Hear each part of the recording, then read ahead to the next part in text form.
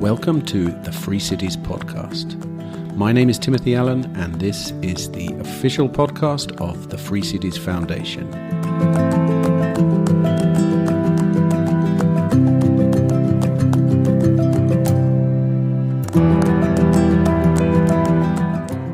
Hello, and a very warm welcome to episode number 78 of the Free Cities Podcast. Well, I hope you're well and feeling optimistic. I certainly am. May time in my country is a wonderful month. The trees have finally got their leaves back. We get hot mornings, like this morning, and longer evenings. And the icing on the cake, both myself and my eldest daughter have birthdays in May, with great parties, of course. Anyway, something I'd like to share before we move into the episode. Since the last time we spoke, my other daughter has bought 6 chickens, which are now happily living in one of our fields, just over there behind where I'm recording this. And I have to say, if chickens are something that you can fit into your life, then my experience already is they really are an amazing life hack. Very easy to have around, self-sufficient, and we're literally already getting 6 eggs a day, every day.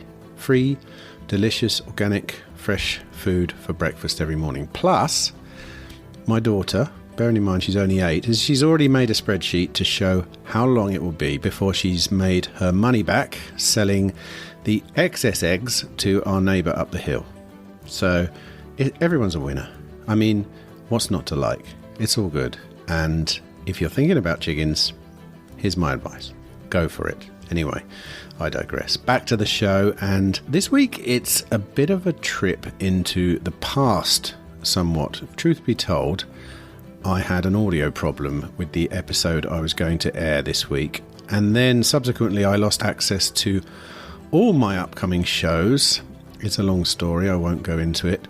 Anyway, whilst rummaging around in my archive looking for backups, I actually discovered an unpublished episode that we thought we'd lost a while ago. It was recorded at Weekend Kapitalizmu in Warsaw over a year ago, just over a year in fact. So obviously bear this in mind whilst we're talking about current affairs. Anyway, Sebastian Weglarz is a Polish anarcho-capitalist who certainly wears many hats in life. He's the head of outreach at Liberty International, which I'm told is the oldest organisation promoting liberty worldwide.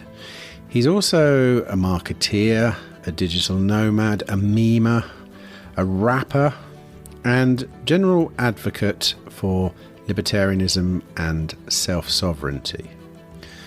In our rather chaotic conversation, you can expect to hear our raspy, conference-damaged voices talk about, amongst other things, Polish history, communism, libertarianism, art, culture, Bitcoin, and there's a lot of meme talk. Listen on. It's a bit of a fun one. Anyway, just before I go, a bit of Free Cities Foundation news too. In a couple of weeks, I'll be embarking on a new podcast recording expedition.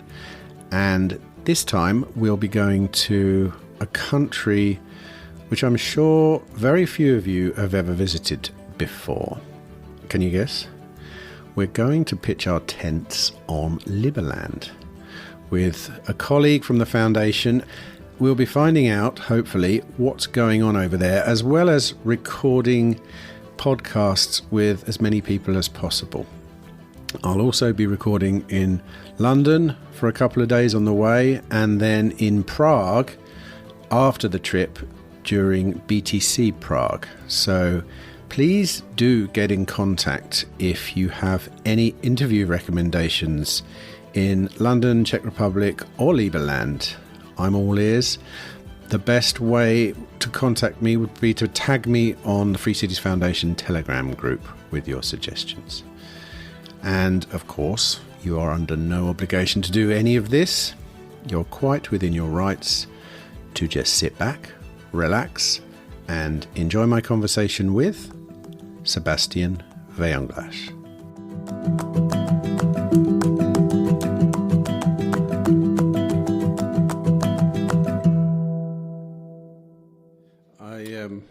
I can.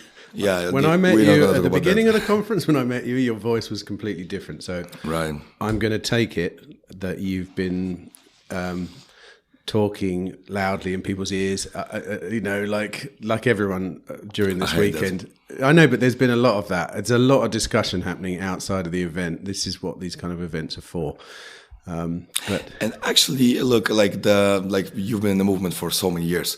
I've been in the movement for 6 years, so it's still like pretty kind of new to me, right? And exciting. No, I wouldn't say I've thought these thoughts for many years, but I've not really consolidated them until recently, like the last 5 or 6 years, I suppose. Really. But go on anyway, carry on. Yeah, so it's actually the value of meeting people in real life. So this is the real life will never, I believe, we will not move into the digital world completely in the nearest future anyway, because hey, there are still certain things that you can only discuss live with people, right? Yeah. So I'm not even saying about anything about the added value of actually having a coffee with someone or having a beer. Pretty much we went for the second one, but yeah. Well, it's 9 o'clock in the morning, that's why. Yeah, those time zones and this crazy. There was a shift in states recently. I believe yesterday we had a time. Yes, we basically lost 1 hour because the clocks moved from 2 to 3. Yeah. Did you, while we're on the subject of conferences, the reason we're here and the reason you're here is Kapitalizmu. That's what it's called, isn't it? Weekend of Kapitalism. I believe, Weekend of Kapitalism. Yeah, I think in Poland. We're in Krakow. So we're in Krakow. We're in Poland. We're in where are we? Jesus. I believe we're in Warsaw. Warsaw. Jesus. I'm going to say that again. Yeah, we're in Warsaw. Warsaw, the city that saw the war. Warsaw. Oh, okay, right. 44, right? 1944. A Warsaw uprising and stuff like that. So tell me your favorite moments from the weekend. There's been a lot of banter. There's been a lot of. It's quite political, actually. I found here. Do you think that's true? I kept hearing people say, "Oh, politicians up on stage screaming at each other, etc., etc." Look, I'm an anarcho-capitalist, right? So myself, so. Let's just put it that way. I don't really like politicians at all. Overall, in general, they have a minus credits from the very beginning. But honestly, look, if you have the mayor of the city opening up your event, that kind of raises the stakes for the event. Look, I'm not gonna blame the organizers because actually they are my good friends and I was helping them putting together this conference at some point, especially at memes department. But yeah, so I cannot blame them. Look, we are at the end of the day we are looking for profit, right? So what we did was actually interesting, and we've never done it. So our friend, our vice president, he challenged one of the politicians for a debate. And the debate happened. It has a huge, we went viral. We were going all over the Twitter for a couple weeks. And it was actually streamed in a pay-per-view format. So people were for $6, I believe, around that. So people were actually able to watch it live. And look, so the other side, because we are the light side as always, right? Who is the other side? Everyone. Is that everyone? But that was actually the particular politician. So he's the head of this far-right party in Poland. And there are some good people there, right? There are some libertarians over there, and it's all good. We are friends, right? But they are going into this nasty direction. So we really want to raise this issue to the public. And this guy is number one on Twitter.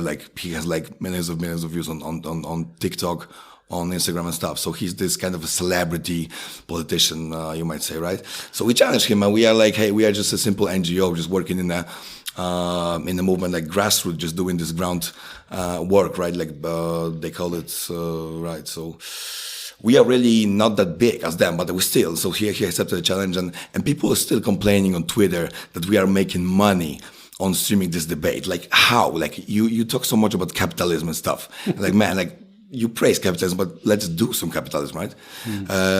Just before I hand over to you, so I just had this. I was on Atlas conference, I believe. We had some kind of a training. There were like 20 people in the room, selected people, and actually we were talking about digital marketing and branding your product. So I asked the question, guys, what do you actually sell? Right? What's your product? Like, what do you make? So everybody was like, hey, we print books, we sell books. I'm like, man, books don't count. We all do that. We've been doing that for the last 40 years, printing books and stuff. And I love that, man. I wouldn't be sitting here if it wasn't for like guys like, Rothbard, Bastiat, Hazlitt, Hayek. So I wouldn't be sitting here. I've done my homework, right? But right now I'm looking to make some money of that and meet people and stuff. So, it's interesting. There are a lot of booksellers here. It's the first time. It's actually the first time I've ever been to Poland ever in my whole life. But certainly mixing amongst libertarians and anarcho-capitalists and all that bunch. And it's a different group of people than you find in other countries.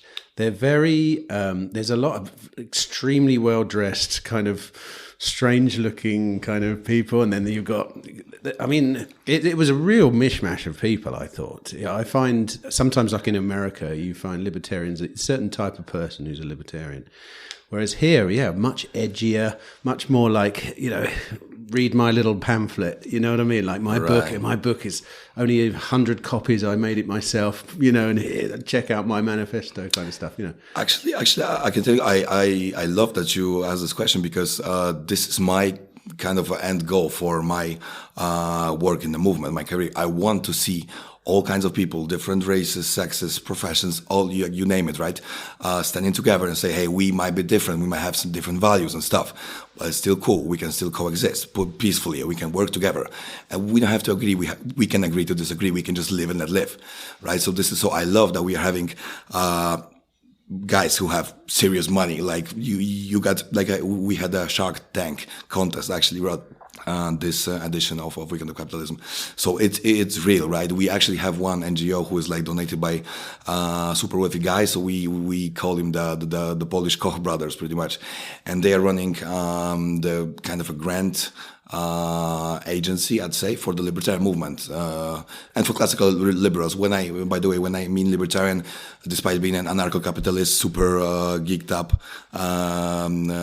crazy for these ideas, I still consider like all kinds of free market liberty lovers people we are one huge family, right? So I'm not excluding anyone, and I'm here to show that we accept you no matter who you are, right? Like at least you agree on some really fundamental values, like, hey, let's just live and let live, right? And that's it. Well, interestingly, the day we arrived, we were invited to a party, the VIP party, and that was fascinating because that party was in. It was a bit like going to. What's Superman's name when he's not Superman? Clark Kent. No, not Superman. Superman's Batman. No, Batman. Oh man. Well, Batman in his real life lives in a tower, and he's an industrialist, and he's super rich. And I felt like walking into that place. It's the apartment of somebody very rich, right? This is apparently like the word on the street is that this is the most expensive apartment in Poland. So it was actually bought by this guy who is, let's say, he's a trader. He's also this media personality, right? And he's very libertarian and stuff. He's very free market oriented and stuff. And like he's raising those issues of freedom of speech, and he's actually monetizing those issues, right? So he's making money of the stuff that he loves. So man, it doesn't really get better than that. But that was kind of crazy. But what I was going to say was there was an incredibly diverse group of people in there across the spectrum, and it was unexpected because. You were walking into a very slick tower building and getting escorted up by sort of PAs. You kind of walk through the double doors and you're like, oh my God, it's like a view to die for, overlooking that very famous building just over there. Right. What is that building? Hey, well, we call it like Pałac Kultury and Nauki. So this is actually the building that was built back in the days, back when we were under a communist regime. So this is actually a gift from Stalin, really, right? So There are some tensions. There is a group of people that wants this building to be completely destroyed, vanished, and stuff. But like, hey, still, that's like a symbol of the city. That's like you're not gonna... What do you think about that notion of destroying buildings or destroying statues, or destroying symbols of formerly, to some people, obviously unacceptable times? Have you got an opinion on that? Hey, I have to tell you, yes. And look, I'll be honest with you, right? It's, I know I'm kind of BS, living under 50 years under the communist regime. That changes your perspective at some point, right? So like, I was born in 92. So the Iran Code went, 89. So like, I still, look, but this is all still in the heads of like our people. This is all mental, and we had this brain damage, I guess, done by the Moscow. So actually calling Russians, Russia is still a propaganda, right? So you actually, for years, for centuries in this region, we were calling them like Moskalovia, like guys coming from Moscow. So actually, that was Peter the Great, I believe, who came with this idea that, hey, let's call it Russia, because Russia were the areas usually Belarus and Ukraine. So we call them Russias and stuff. So they to conquer them, right? To have the stronger arguments. Actually, okay, so of course it's the same thing the Russians are doing for the last 1,000 years. We are just freeing you from the oppressive local government regime you have, like for you, whatever, you're Nazi, whatever. We will help you. We are your friends from Moscow. And like in this part of Europe, I'm talking about the entire Central and Eastern Europe, there's no one wants to have help from the Russian government and army stuff. So man, if coming back to your question, we had this process. I wouldn't like to live on a street that's named under the communist dictator who was killing people, slaughtering people just for nothing, for being like standing up on their values. Like, we are fighting different fight. Sometimes I feel unfair that I'm able to, and I'm blessed to be able to sit with you here, have a coffee, while like in the same streets, like literally 78 years ago, it looked like battlefield, like this Counter-Strike, GTA, whatever, like you name it, right? So it's actually still happening right now in Ukraine. For us, it's unbelievable. So yeah, take it all down, but don't take this one famous building that stands in the city of Paris. Hey, first of all, but this is the matter of private property, right? I can be vocal about my opinion. I'm like, hey, let's take down this building, but who cares about my opinion, right? So, well, yeah, you're right. Who does own it now? Is it owned by the state? Have to be, I believe. Like they wouldn't let it go. So there's actually a lot of stuff happening over there. But like we know that state, even the biggest, the most oppressive state, still needs the business, the free market, the people doing the work, like every day, doing the 9 to 5s. Like, I would say, like, the bigger the state, the more free market actually they need. So they're just trying to maneuver around that. Like, how many free market can we give them? And how much free market can we take from them, right? So it's like all a game, right? So talk to me a little bit about your experiences under the socialist way of life here. Hey, honestly, so like when I was born in 92, so I believe we had this guy called Leszek Balcerowicz. So actually, if you look at the statistics, so if you see this, the transformation, the post-Soviet transformation, the post-Soviet countries like Poland, Czech, Ukraine, Belarus, stuff like that, you will see that we are number one, and like the second place doesn't even come close in terms of the GDP numbers, the general growth. So actually, yeah, like people are looking at us in this region as leaders in this type of. So like actually, Ukraine didn't have, like, basically we had this guy Balcerowicz, and he was on the event last weekend. He was actually he had his speech because he's a legend in this country. So we had one brave guy, and actually there was a panel about the international panel about Ukraine. So, and at the very end, they mentioned it. Hey, we are still looking for our Balcerowicz, right? The Professor Balcerowicz, the guy who will stand up and say, hey, guys, you are in deep doo-doo. You need more free market. reforms, right? So I cannot really say about my experiences under the socialist regime because like we have so-called free country these days, right? So there are those elections running and stuff. Of course, you got like 3 or 4 parties winning every time, but what about the legacy of it? Because I would expect that when something like that kind of regime dissolves, the void is quite likely to be filled by something which is counter to it, opposite to it, free, hopefully, free market. Did the free market move in a good way, or I don't really. Like I say, this is my first time in Poland, and I am woefully. How familiar are you with the Polish history on a scale of 0 to 10? -3. Yeah, -4. Cool. No, I have a couple of Polish friends, but I've never even talked. I'll be honest with you, I don't have a huge amount of interest in politics, right? And as a result, what happened in Poland politically is of absolutely no concern to me at all. But I'm interested now. I have to attack you. Don't get personal. So like you referred to the history of the and this is an important issue. So you referred to the history of this region as a politics, right? So like we actually have this saying that basically most of the history that we are being taught in school is just the rulers, right? The ruling. No. I'm just going to say, sorry.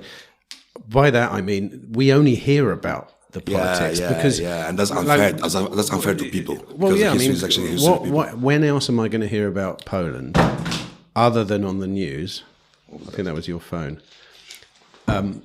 Other than on the news or through my Polish friends, of which I have 1 or 2 who are quite recent in my life. But go on, carry on. Yeah, but you've asked about how the free market kind of adopted here. Look, we are known for having this free spirit, no matter what. So like we were struggling for centuries, being on a map between Germany and Russia, and there's the Austrian-Hungarian Empire in the middle of Europe.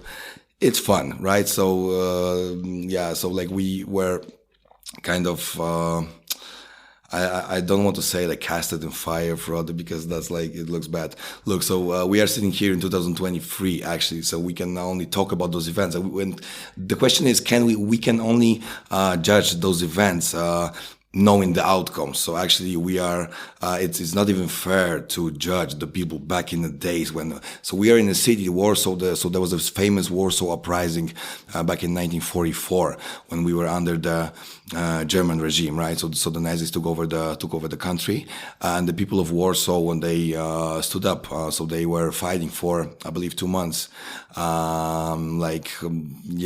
against the entire army of Nazis and of Nazis from Germany. So they showed the spirit. So right now, so we are actually saying here right now and saying, hey, they were going against the odds, but like I'm not talking like 2 to 1, they were like 10 to 1 against them, and they knew that they will lose. And actually, I will tell you even more. All the intelligence, Soviet and stuff, and all the other armies who were on the border, they knew. So they were actually cheering up for those people to stand up to fight back to Germans, because they knew that they will lose and they will immediately take over the city from Germans, because they will also be struggling from fighting with Poles. So it's a huge game, but about the individual decisions that those people were making, they just wanted to die fighting against the oppressor, because they had no other option. So they were free for those 2 months when they were fighting. So they actually had this freedom, despite being bombed, despite being murdered, killed, like slaughtered, like nasty things. You know how it goes. Like the war is always like that, and will probably always be, no matter the technology and stuff. There will always be suffering of people, of regular people, right? Who didn't sign up for any of that, because hey, I am also not into politics, man. I don't even vote. I don't even go to elections. I don't care, honestly. So. When you mentioned earlier, when we were talking about the political sphere here, and you were saying the right-wing party here is veering a bit far right. Did you say that? That's when, talking about that debate you had. Yes. Is that something, like, do people, if you're talking about people rising up against oppressors in the past, is that memory not there? Are people joining in with the ideas of the far right? Actually, like I have to tell you, I am surprised.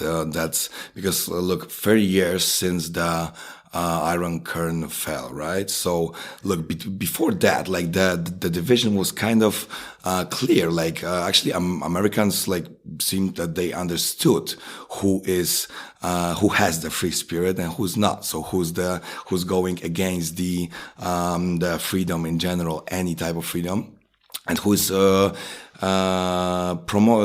defending those values. And I know there's like a lot of problems with American government. Look, it's like government like every other, right? But I'm just saying that evil comes in gradation, right? So actually right now, being involved in all this type of movement, I'm seeing political parties.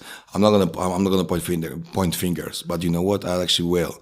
Like Libertarian Party, like the guys from Cato and stuff, like Ron Paul Institute. Look, with all the respect, because they've done a tremendous work. They've converted a ton of people, and I have nothing but respect to guys like Mr. Ron Paul, right? But right now, what I'm doing, being a libertarian, anarcho-capitalist, I'm seeing those guys like just spreading Russian propaganda. Just basically just rewriting those press notes coming from Kremlin. So we actually had a debate because like I work with Liberty National. So we actually last December we organized this debate between Ted Gale and Carpenter from Cato Institute and between and versus Agnieszka Płonka from the Libertarian Association of Poland. She's a geophysicist. So we were trying to like solve it on the libertarian, like hey, like guys, we are both libertarians. Like let's just like have a rational conversation about and just come to some conclusions, and at the end we might agree to disagree. So coming back to your question, Tim, because like I am always like that. Sorry. Yes, this is a concern, and look, it's good that those guys, at least what they are doing is they are pushing some free market, right? We can say so. They are like vocal about free market, the free speech. That's what I love, right? Nothing but respect for them. But at the same time, they have a lot of members who are doing nasty stuff, like just like. Look, honestly, from the bottom of my heart, I hope they are getting paid from the Russians. Honestly, I hope, because they are also libertarians. I know, but most of the times, was it Bukowski? Wait, who wrote that? Actually, the Russians are perfect in sponsoring the so-called pacifist movement in the West, like John Lennon type of, as like, imagine, so. Yes, let's just not defend ourselves against Russians, because we are libertarians and we believe in this rule that, hey, we have to stood up to the aggressor, right? If you violate the non-aggression principle, if you just beat me with a stick over my head, I have a right to defend myself, right? Of course, like there's more to that, but, and I believe that it also work in the cases like the war in Ukraine, for example, right? So this is controversial topic, I know. And once again, the first thing I said, I am biased. I'm biased. I was going to say, I'm interested to talk about this because you mentioned, so you were saying that a lot of American libertarians are pretty much just recounting talking points from Russia. Obviously, here, the Ukraine-Russia situation is far more prominent in people's lives. So why would it be, I agree with you, the non-aggression principle, very simple, very easy to follow. So what is it about certain American libertarians then who are, would you say they're siding with Russia, or would you say maybe they're just putting across both point of view? You know, like, for example, I think I know roughly the arguments. So obviously for the Ukraine side, they're invaded. Okay, that's pretty simple. From the Russia side, NATO is encroaching on, coming closer to them. So what are they going to do? They've got to do something, right? So are those roughly speaking the two arguments?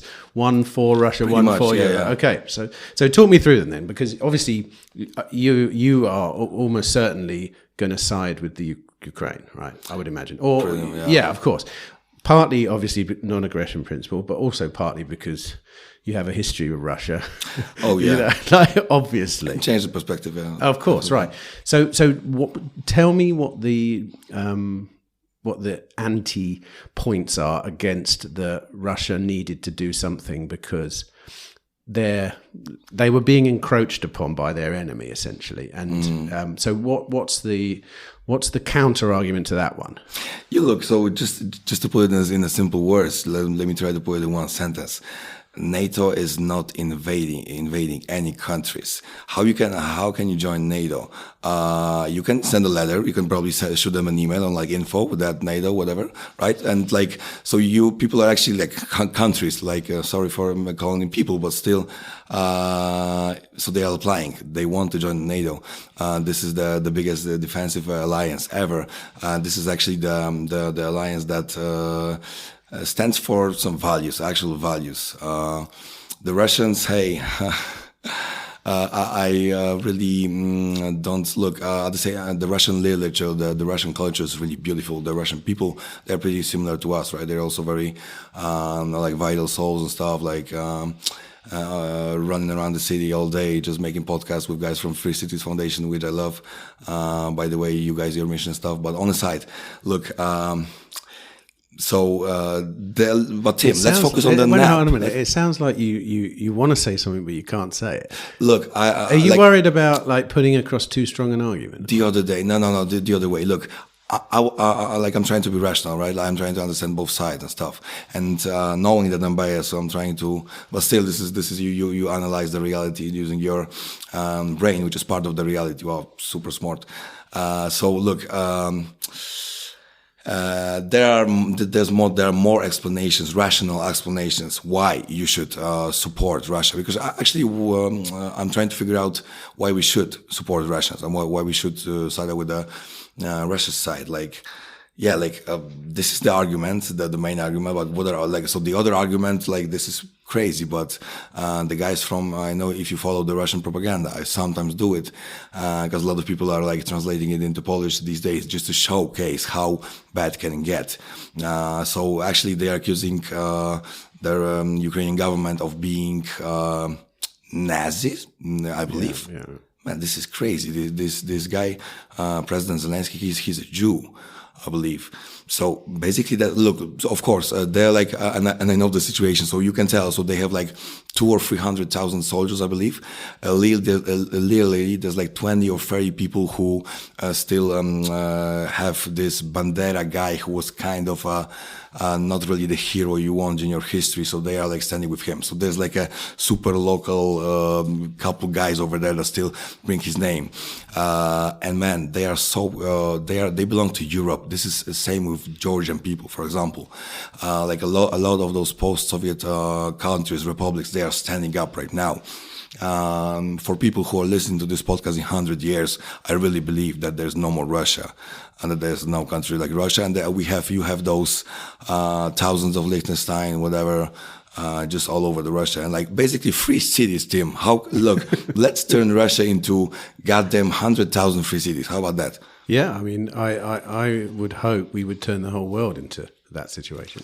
That's even better. That would be a beautiful place. Yeah, man, definitely. Pure diversity of governance, of opting into whatever you want. You know, I agree. It just occurred to me, one of the other talking points about Russia and Ukraine is that there are Russians living in Ukraine territory as well. Once again, the argument, the Nazi argument and that argument, there's something that they don't really entice me because there's nothing I can prove there, and they seem very political ideas. Whereas the idea that I am a sovereign nation, I am the state, and my enemy is basically using my neighbor to get very close to me. That I can understand, because I know, for example, if I put bases in Ukraine, then my enemy would probably have the same opinion as me. Obviously, like you say, it would be an aggressive. That's kind of what they're trying to do. Yeah. But yeah. So it's a tricky one, and I've noticed here the feelings for the Ukraine-Russia situation are very strong. We've been there, man. We've been in this place back in 1920. There was this huge battle, Warsaw battle, I believe. So the Russians were trailed. So the word on the street is that Poles, we saved Europe that time from the communism spreading, and that was 1920. So they were, they had the momentum going on back in the day. But like Tim, we are talking about these political issues and stuff. I'm a libertarian, you're a libertarian. I'm analyzing things from the libertarian perspective mostly, right? If I had the chance to kick it with other libertarians, I'm like, hey, so what would be the libertarian arguments for both sides, right? So this is actually what we covered in this debate. it's like a 2-hour debate. You can check it on Libertarian National YouTube channel, and yes, definitely worth it. Is it in English though? Yeah, definitely. So the debate's in English. Yeah, of course. Like most of with Libertarian National. By the way, may I plug my organization team? Of course, I hope you won't mind, because Liberty International. Yeah, that's we've actually had Jan and Bertam from Free Cities Foundation last year on our World Conference. So this year, 37th edition of the World Conference, we are coming to Madrid in August. Someone's coming again this year. Yes, and we will be at your conference in Prague later on. So exactly like that. So that was the first US organization that decided to promote libertarianism worldwide in less fortunate countries, let's say China, Poland. So they were smuggling books back in the 80s. So literally there were 2 or 3 people in the entire country that knew that anything about libertarianism. So Tim, right now, fast forward 30 years later, we are in the fanciest buildings, in the fanciest apartments with anything you need, basically. We are doing business of talking about freedom and stuff, man. This is the only way we will win for the business. You guys at Free Cities Foundation, you know that, because you're what I love about you guys, you're looking for those practical solutions, and this is the freedom within our lifetime, and I'm sold for that. That's nothing more libertarian than that. Maybe besides avoiding taxes, but yeah. What about freedom in practice then? I know I'm with you on that one. I don't really care to talk much about freedom unless there is a practical application of whatever we're talking about. Obviously, Free Cities, that's our thing. With jurisdictions that promote freedom. I'm all for it. What's Liberty International's practical angle? Yeah, definitely. This is the great question, because that's the question you will get asked every day, right? You have the best philosophers, like you got Walter Block, but what's next, right? So how do you make money off of Walter Block, right? We actually do, because he's our good friend. So I'm just kidding you. Look, from the practical side, recently we developed the project with Atlas Network and Easy Business in Ukraine, and that was Libertarian National. That was the National World Migration Index. So we actually took a couple countries. This is the first stage of the project, right? So we've actually only analyzed for now Canada, Poland, and Ukraine, but we have 6 or 7 countries coming more this year. So we are just trying to measure all the costs, bureaucratic costs and time costs of migrating from one country to another, right? Hopefully we can cover the entire world at one point. So we will be going for Sri Lanka later on, I believe, and less fortunate countries, actually for countries that need immediate help for the refugees, any sort of information stuff. So this is the project that is in strictly research project, but it has this practical anchor, right? Because you actually had the calculator, you have all the Excel files, and you have detailed information of what you need to do, how much will it take in time and in money, right? So I spoke with Jacek yesterday about this, relatively in depth. So I'm going to try and find another angle on it. I like the idea of this index. Is it something that you anticipate will be available to anyone? So say I'm a young Ukrainian and I'm now a refugee in Sweden, and I'm looking for a better life. Am I going to be able to go to this index and say, right, where's the number one place in the world where I'm going to get the best chance to make the best life for myself? Yeah, so hopefully after we finish the entire project, after we cover most of the world, yes, this particular case will be possible. For now, Ukraine lives with, man, I am just taking care of the meme side, so I'm doing the digital marketing. I am not a research guy, as you can easily tell after just speaking about 2 minutes with me. So I'm not into methodological stuff and stuff, but yeah, look. So we actually developed this project with Atlas. And this is why we we had this event. We had Tom Palmer, we had Brian Kaplan, we had Per Byland, Dr. Per Byland. He's super huge. He's actually our board member. I love this guy. His Twitter is really, you should really follow him. Per Byland. We had Jacek Spendel. So actually those were pretty big names, right? you know Palmer, right? Well, Tom, I spoke to him 2 days ago on the podcast, yeah, and like you. Jessica, and most of those people you just mentioned, I think, because I hate to say it, but my grasp of Polish names is terrible, and I've spoken to so many people with Polish names in the last week. I'm like, do I know that guy? Have I met that guy? I don't know. Sounds familiar. It's really crazy, and they're not even, when you look at them. I mean, you've got a pretty easy name to say. I'm blessed, but top two, like a top two, I believe, hardest, toughest language to learn in the world, Polish. Is that right? Yeah, it comes like second, I guess. Yeah. I'm not surprised. I mean, it doesn't even read, like from my perspective, phonetically, it doesn't even read the way it looks. It doesn't add up. No, nothing adds up. Not only is a bunch of letters that just don't seem to say much, but when I try and say it, well, like, you're diachronical. You're referring to diachronical signs, right? Like those. Right, like for example, I have that in my last name. So my name is Sebastian, but like Weglarz. Weglarz, yeah. Is that how you say it? Weglarz.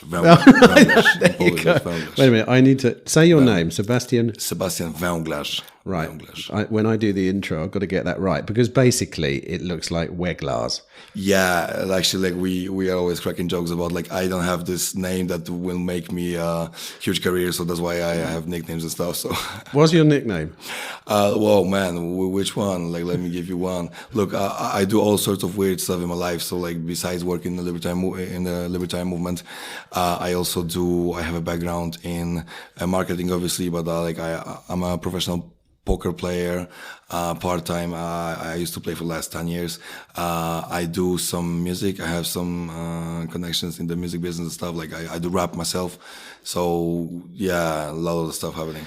Well, that's interesting. Professional poker player. So, all right, let's talk about some weird stuff then, because that sounds good. Yeah, good.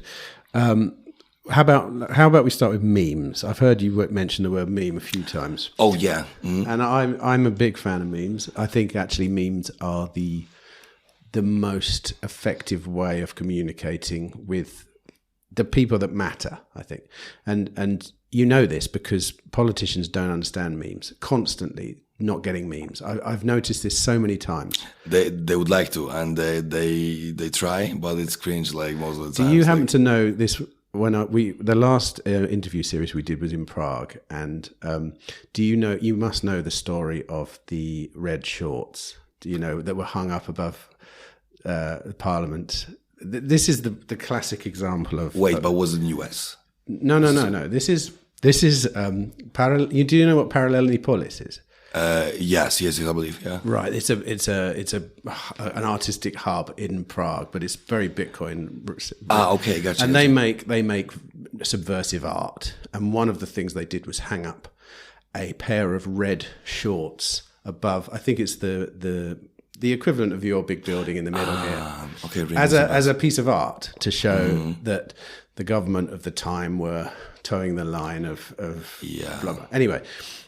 It became a meme in the most beautiful sense, and the government didn't really know what to do. You could tell. And in the end, the president ceremonially burnt the shorts on TV. Wow! I know the most, and basically then projected the meme into absolute godlike status.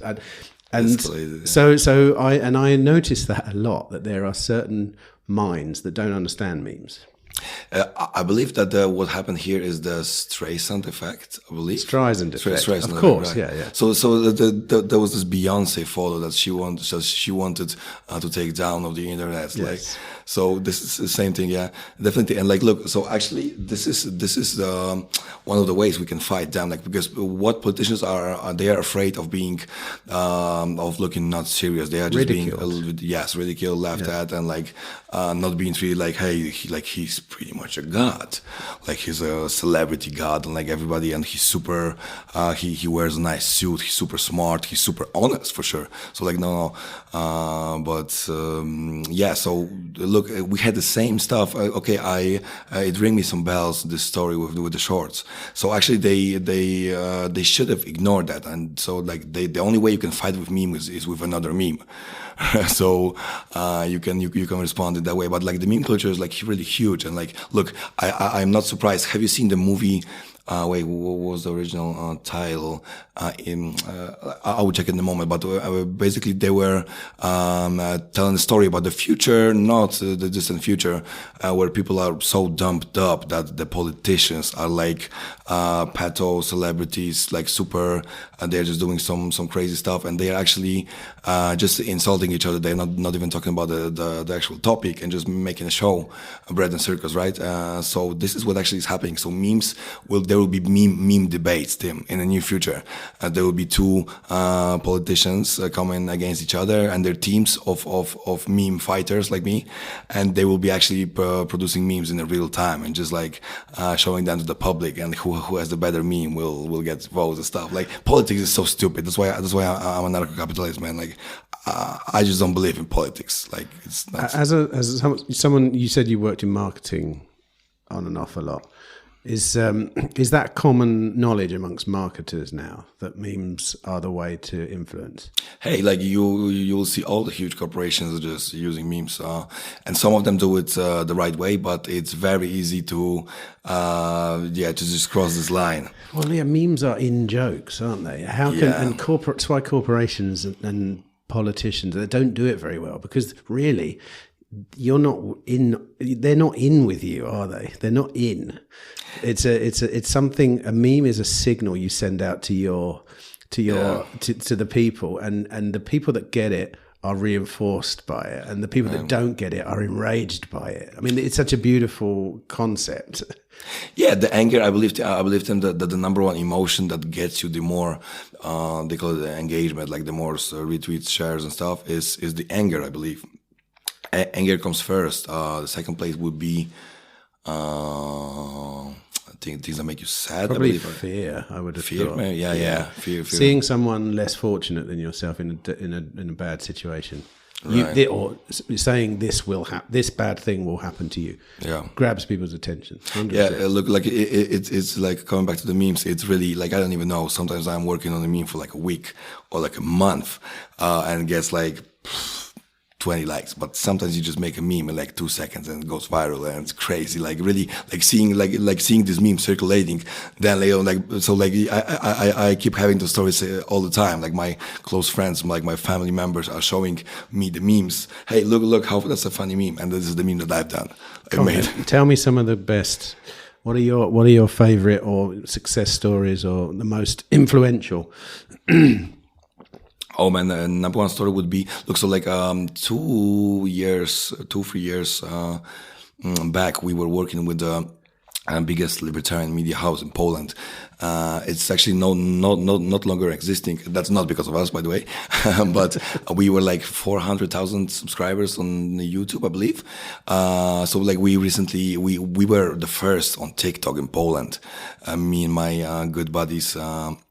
We were doing this stuff, and we were actually interviewing people on the streets and just like stuff when there was some important events happening. We were there with the cameras, with the microphones, and I was the one who was interviewing people, just asking them questions and stuff. So we actually had a lot of fun content. So the best thing was probably we've met this guy who's this far right celebrity, but he's an actor. So he's just playing with the far right crowd, saying, "Hey, I'm your new dictator," and this is actually a kind of a joke, right? You might say, but the guys believe him and they just donate him on YouTube and stuff. Funny guy, but like he still has these connections in this far right party I mentioned earlier that we challenged for a debate. So that's very strange. And this went viral on TikTok. So actually, I had like my people calling me, "Hey man, I saw you on TikTok with this guy. Like what's happening and stuff." So I felt like a celebrity at that time for like 2 or 3 minutes, but not recommended. But wait a minute. So the actor was far right, and you were exposing him as being a bit ridiculous, or I didn't quite understand that. Or he was playing up to the crowd. We just we just saw him on. We just recorded like a hot take with him, like 30 seconds. I've asked him a question. He responded in a funny way, like insulting the president or whatever. So that was pretty much it. But like we had many more stories like that. Actually, the story from the last weeks was one of the most interesting, because like we were all over the mass media, all the biggest newspapers. They mentioned about this event, and they mentioned our foundation, because I am also with the Freedom and Entrepreneurship Foundation for Poland.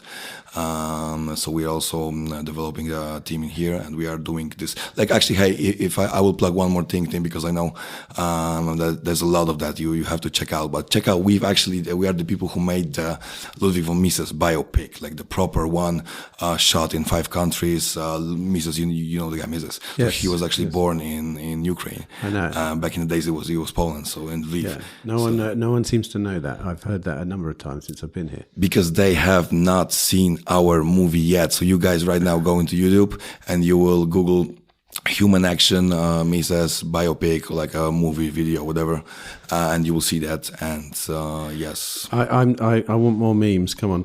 I want to hear. Libertarian. Sorry, I'm a nerd. I want to hear about libertarian memes, or because like they are super important, and when they strike, they are the best way to influence people. I think. Even, I mean, you mentioned, we were all over the news, blah blah blah. I'm not even sure it matters if things get into the news anymore. Okay, you know what I mean? You're right. Really, who watches the news, right? Well, exactly. It's only old people. I've heard this number of times when, with regard to something like the Joe Rogan podcast, people will see something on the Joe Rogan podcast and say, "Oh my God, I can't believe the BBC aren't reporting on this, or CNN aren't reporting on this." And I'm thinking, yeah, who cares? Like, Joe Rogan's got 1,000 times more subscribers than any of those guys anyway. You're already seeing it. Yeah. You're already seeing it on the popular platforms, but that legacy still exists. It's like, if it's not on the telly, it's not legit. Yeah, exactly. But it's not even. People aren't even living like that anymore. I don't know it. Like, I'm not sure I know any young people that watch TV where I live. TV, like, every now and then in our house, my wife will just, at 6 o'clock in the evening, she'll just want to be left alone for 20 minutes, and she'll just turn the telly on, because we don't normally watch the TV. Right. And it will be the news. And if I get a glance of it, it's like, oh my God, it's like a bunch of dinosaurs walking around,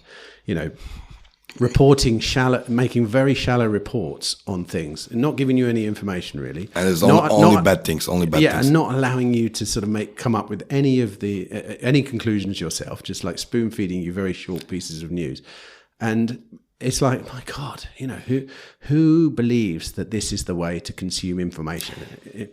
And this is very important. The way we are doing it is actually crucial here, because why would you like to do that? Why would you like to be exposed only for the bad news that's happening? Hey, the world is a huge place, right? There's a lot of bad things happening. Who opened my eyes on this case? That was Johan Norberg. He wrote this book on progress and stuff. And at the end of the book, he says, hey, guys, don't watch news. It's just bad news. Not only bad news, nothing else. So the internet has this edge. So the memes and stuff, because you can actually go into the comment section, right? You can react. So there's certain types of reactions, like love and stuff. So you have this feeling that like your voice actually matters, right? In this case, and of course you can comment. So the comment section, like, how it goes when something goes viral, like it's like a video or what, primarily video these days.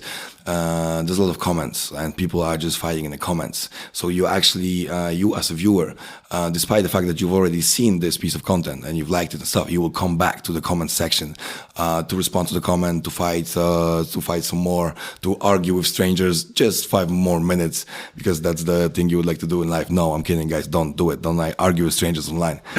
Just make memes, and just this is what I try to do with Twitter, because Twitter is very time consuming. So I will only be there for like 20 minutes a day, I believe, and just piss off some people, just make them feel uncomfortable, because that's what matters, and for the likes and statistics. I'll be honest with you, I use Twitter very specifically for news and comment, actually.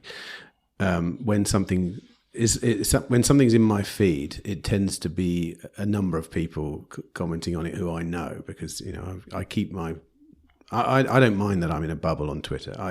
I'm deliberately going there for a bubble. I don't need to hear everyone else's news. I'm there for news about a particular echelon of society, and that's where I am. But the funny thing is that I am, when I look at the comments, I'm ready to have my mind changed. Because when things go viral, majority of people are just sharing them on the surface. They see the thing and they go, "Oh yeah," and they share it. And there's normally a lot more nuance to this stuff. And I'm ready to. I'm in the comments just checking that someone isn't pointing something out that I haven't thought of before, because it's very useful for that. So we have this kind of hive mind, I believe it's called, right? So we're actually able to learn the opinion of other people. Like you wouldn't think about it that way, right? And like if you have 1,000 people, 10,000 people, like you will come up with some beautiful thing. Hey, look, so the teamwork made the dream work, basically. So this is all about those. What's the other term on the use for hive mind? This like a collective. It's a decentralized mind, isn't it? Yeah, exactly. So like, and like I mean it in a very good way, because like we sometimes as libertarians, as freedom lovers, we are too about like, hey, individuality, that's the most important stuff, like being individualist and stuff. But look, it's not about like we have to come together as groups in team. They just have to be voluntary. The interactions have to be voluntary. So referring to the NATO and Russia stuff, so the groups are okay as long as you can sign up and then leave the group, right?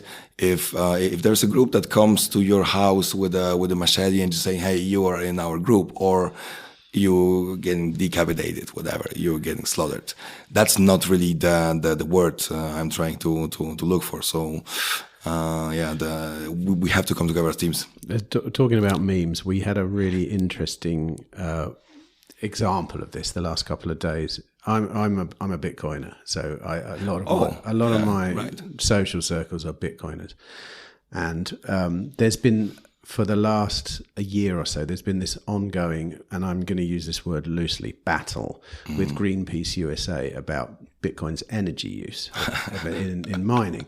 So Bitcoin, I'll tell you the story because it's absolutely a perfect example of how to. I know the arguments, talking points. How to win the meme wars, right? Right, yeah. So Greenpeace. So forget the argument. Here's the two sides. Greenpeace says Bitcoin uses too much energy, so we need to switch to proof of stake. I don't know whether you know what proof of stake is. Yeah. Okay, right. And Bitcoiners say, you don't understand Bitcoin, which they don't.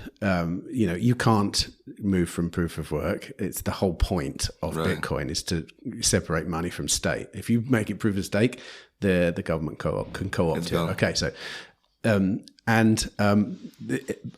despite the fact that the Greenpeace sort of this plan of theirs to sort of like try and convince people to change Bitcoin is funded by some cryptocurrency companies, Ripple, Solana, all these kind of companies. Certainly Ripple, at least. Even aside from that, okay, forget that. Imagine it's a fair battle, because then you can understand like how the memes work. Meme lords go against each other. So here's how it worked, and this is so beautiful. So 2 days ago, or a number of weeks ago, Greenpeace commissioned an artist called Benjamin von Wong, who I actually met him a few times in the past, many years ago, and he's a bit woke, he's a bit lefty, but he's into all that stuff, and they commissioned him to make a sculpture to show how bad to basically shed bad light on Bitcoin. Right. So he created this giant skull with like nuclear power plant towers on the top spewing out smoke, like laser eyes with Bitcoins in it, and the whole skull is covered in circuit boards and stuff, And then they created this piece of art, and then they put it out on the internet. And every Bitcoiner loves it. Yeah. They fucking love it. They're like, that is the most incredible bit of Bitcoin art I've ever seen. And the first, the first comments under this, bearing in mind, Greenpeace USA get about 5 likes per post. whenever they do. No one can, it's one of those organizations where it's just, they're pumping out social media constantly. And everyone's like, oh God, whatever. No one's liking their stuff. Right. They do this meme, and I think they were up to about 750,000 views on the picture. Yeah. You could see all the metrics there. And the top comments are, is Bitcoin 2023, the conference, saying, would you be interested in bringing this to our conference? And everything is, oh my God, is that for sale? We love this, and blah, blah. And actually, it caused the artist a bit of retrospection, a bit of looking back at himself. And he actually said, look, I've been having some really interesting conversations with Bitcoiners. Maybe this isn't, maybe I'm not right here, and now it's now the number one meme currently circulating amongst Bitcoiners in a positive way. It's like owning this thing. Yeah, exactly. Owning this thing. But that's how you battle a meme. I mean, and that's how corporations get memes so wrong. I mean, really wrong. These guys, it's so wrong. I was looking at that thinking, that is the most profound piece of an art, because this is what art's designed to do. It's designed to sort of generate a conversation, right? Generate emotions, yeah. Right, okay. Right. And it did it in the most beautiful way, because, one of the biggest memes in Bitcoin is everything's good for Bitcoin, right? Doesn't matter what you do, everything is good for Bitcoin, and it just proved it again. It's literally this symbol that everything, this is the arch enemy of Bitcoin, creating something that basically promotes Bitcoin amongst Bitcoiners, and it's, that's... But that's a lovely story. I'll definitely check out this meme. I'm actually trying to do it. Look at it. The hashtag is Skull of Satoshi. Okay. I mean, have a look. Just have a look at the actual thing. It is pretty badass. He's like I say, he's an environmental artist. Right. And I mean, regardless of whether you think that does anything, I don't think creating environmental art stops people at all. I think that's a silly idea. I think, he's created plastic bottles flowing out of a giant tap, blah, blah, blah. When I look at that, I think, dude, to be honest, do you really need to fly around the world creating this art and doing this thing? And who's looking at that art going, do you know what? I'm going to use less plastic bottles. The way it works, that's it. That's cool, isn't it? Man. That's amazing. Awesome. But you know what I mean? The way to convince people to change their lives is to incentivize them. Oh, yeah. And I don't think art incentivizes, especially in the environmental movement. It's a funny one, because you're basically telling people to do less of something. You're not inspiring people to go out and spend, buy more things. You're actually saying, look, make your life worse. Cut back on the amount of energy you use. Don't go on holiday as much. Don't. How do you run around with a rallying cry doing that? You actually incentivize it. If you really want that to happen, you have to look at the free market. You have to decide how you incentivize, which is the whole argument behind why Bitcoin's even not bad for the environment. And that's a whole other story. Yeah, there's one of that for sure. But for a Bitcoin podcast. But it's also that in the case of this, that is how you incentivize. For example, Bitcoin, when you go deep enough, you realize it incentivizes the use of renewable energy. Right. It literally causes people to search out renewable energy because it's the cheapest. Yeah, and start using it. Right. Okay. Right. And start using it, and then civilization can then grow up around it in all these random places. You don't need to be near anyone. You don't. Okay. That's actually incentivizing the use of green energy, if that's what you want. Whereas Greenpeace would just say, right, we need to campaign to governments and say, you must use green energy. And then everyone's like, well, I don't really want to, Whereas Bitcoin miners are toiling day and night to find cheap renewable energy. That's exactly, they've been incentivized to do it. And I've heard some stories that there are crazy events happening around that, looking for this energy. So look, the future is unknown. Like we cannot imagine. Can we really imagine ourselves in 100 years? We cannot really. No, not at all. But if we have guys like in the government and Greenpeace and all that, like suckers, trying to regulate everything, like, hey, we need this creative destruction, like we need those innovators, right? We need those crazy people, like let crazy people be crazy people too. Like let's let people like us be crazy and just experiment, like go into your garage and just try to well, ironically, you've just touched on another aspect of Free Cities concept, which is experimentation and governance, basically. And, part of the ideas behind the Free Cities movement is we don't get the chance to experiment in governance currently. It's basically democracy or nothing, and most people are disenfranchised in the democratic system. You need some places, in the beginning at least, where you can try a different governance model, and then people can opt into it. And and it's starting, it's happening. I think it's a movement of our time, just like I think libertarianism is coming more to the forefront now, simply because of the times we live in. I think people are noticing, a little bit worried about the way things are going, especially in the technological realm, because there's a lot of technology which is empowering authoritarian, but also authoritarians are getting empowered by it. So, but yeah, opt in. So come and talk about some more of look, I love the point that you touched, right? So like, actually I was at the Innovation Celebration Conference last weekend in Milton Keynes in London, and the conference run by the Objective Standard Institute. And so they were actually, they leave the European Union, right? The UK. Then they actually are able to experiment with the GMO, for example, with most of the stuff, right? Me being an ANCAP man, I need all sorts of small communities just like living, trying to find out some new ways, because and the same, are we allowed to talk about any stuff related to the 2020 events, like this virus and stuff? Like, and look, what I'm saying, the post-COVID, the post-lockdown, it changed a lot.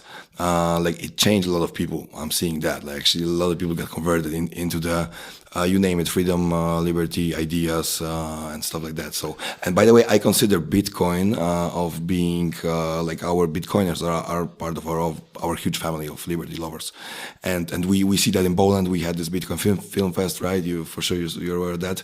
So you have those two groups, right? Bitcoiners and libertarians, and they are converting each other, both, right? So both crowds are like, okay, we are converting them to Bitcoin and we are converting them to the libertarianism, and it perfectly works together, right? It's a great blend. The Bitcoin community was always libertarian in my mind. It sprung out of the cypherpunk ideals, which are fully ANCAP, pretty much anarcho-capitalist. But go on then. You're an anarcho-capitalist, or an ANCAP, as people say. I'm undecided about that currently. I believe in the free market, of course, but as a realist, for example, do I live my life as an anarcho-capitalist? In my thoughts, am I? Yes, I'd say probably I am. I'd say let the free market, give the free market a chance to sort of solve that problem, right? But when I think about it in real life, you just used a good example there. You talked about GMO. Okay, a lot of people are worried about GMO. I would say I'm worried about GMO. Probably. Okay. Yeah, I'm like, okay, I don't know what's going on there. I don't know what's going on there. I don't know what, I don't know enough about it, but then that makes me go, okay. So how can you be so, how can you believe in the free market so much that take something else like gene therapy, say, which is another big thing in the free market. Like where you see free markets, you see people working on gene therapy. Right. That sounds pretty scary to me as well. So how can you be so sure that the free market is not going to turn that into like a Frankenstein market full of crazy people going, right, I can do whatever I want here. Honestly, I don't know. I'm not sure, but I love the way you pointed that out. So you actually told me that you believe in a free market, and I also believe in a free market. But saying that we believe in a free market, it means that we believe in people. So let me put it that way. Yes, there's a lot of crazy people running around on this world. So like let's just assume that there's 1 million people somewhere out there, that they are constantly working, trying to figure out how to blow up the entire world, right? How to basically like make the world. There probably vanish. are. I don't know about 1 million, but there probably are a number. Let's just round it up to 1 million because that's a nice number. So and yeah, we are afraid of them, right? They might come over, but at the same time, the power of people, the power of society. You have 100 million people working around the clock to prevent that, to stop that from happening. So-called good guys, right? And of course, there's always like, if you believe in people, like people are weak, people will fail, and people will disappoint you. So that's why I'm an anarcho-capitalist, because if we are coming together to just make a business together, right? We are signing up the deal, whatever. We need a third party to secure our contract. Basically, if I decide, look, Tim, I don't want to cheat, lie on you and stuff, but for me, circumstances might change. For example, my kid might be needing like $1 million right now for the life-saving operation, and I'll be like, okay, so shit, I have this agreement with Tim, but on the other side, I have my kid dying. Okay, man, like this is not the world is not a place of perfect choices. Like there are always imperfect choices. Okay, man, like Tim, I love you, but I will have to save my kids. Sorry, man, I have to break this agreement that we had. So that's why there is this restitution concept that comes afterwards, after you violate the NAP. You basically, right? So then I want to have a third party, which is not the huge government corrupted with all kinds of sick people in there, but I need like an agency, insurance company, some guys who I trust and who I know that they will solve the issue, that they are those. So do you get me? Like, yes, do you get the point, yes, right? Yeah. So that's why I believe in those ideas and stuff, and like I believe in freedom. And once again, the world is not a perfect place. We want this is the utopia that we want to be having, right? We'll probably never reach there. But still, one of the reasons why I think we'll probably never reach there, but that it's not a problem, is the free market principle obviously allows for a state, presumably. But it's still people making choices. Obviously, when they start imposing that choice on you, okay, then we're in a problem. But originally, the formation of a state is something that I don't know. I mean, correct me if I'm wrong. I love this argument. Yeah, but is it true? Like, I mean, that's what I would think. I'm thinking, yeah, live and let live. As long as you don't step on me, I don't care what you do. Okay, you form a state. Yeah, as long as you don't step on me. Right, now you're stepping on me. Yeah, but the state's already been formed, hasn't it? You know? Yeah. So I see it all as an ebb and a flow, right? Freedom arises as authoritarianism declines, and then the other. And it's a scale. It's a human. I think it's a human. It's an essential part of the human condition to want to control people, right? And some people just live it out. Some people like let it consume them and do it, and others like us, we're kind of like I'm cool. I don't want to control other people. Yeah, that's right. Because so this is this argument that we just have to get the right people in the office, right, and it will be perfect. So I completely don't believe in that, right? The power, the authority changes your perspective. It will change you probably, and like you never know. Like we've all seen Breaking Bad, right? Like this show, right? So look, there's more to that because there are certain theories on how the states, the actual states throughout the history, how they got developed and stuff. But honestly, so the communication with the state is pretty weak, just on this level that, hey, look, so I am a law-abiding citizen. I want to live a good life, and I want a good life for my people around me, my friends, my family, right? Okay, so how can I contribute to the state? How can I help the state? Because the state is us, is we, the people, right? We, the people. So I can only go once every 4 years go into the booth, just vote for some guys that I only know from TV. TV, by the way. So this is not the way of communicating with the governance I would like to have, right? Like and that's why we need decentralized free cities and Bitcoiners and stuff, and the entire infrastructure to be able to figure out the smart contracts and stuff, and on how to solve those issues. Because hey, I still care about the society, and I know around me that's why we need freedom of speech, because I need to know and be able to figure out which people are like me, more like me and you, and like we need and who were the black sheeps. That's why we need freedom of speech. We need crazy guys like communists, fascists, all those crazy, like weirdos, sick-ass guys. We need them to be vocal about it. Just go ahead and run your blog, your podcast. I don't even care. You get like 200 viewers over there. It's all good for you, right? But if we ban them, right, it's not bad. They are getting more radical and stuff. So yeah, that's coming from the point we came from asking about how the states, right? Whether or not there's such a thing as a libertarian utopia, which there probably is, but on a small scale. I think, humans act, don't they? And I think your political ideas, whether you're a libertarian or not, probably come down to your personality type, which are a product of even your genes, but also a product of how you were brought up and what happened to you. It's like, what are you going to do? Like, send everyone to a therapist to understand. What was the guy, Jonathan Haidt, I believe, that he wrote this book?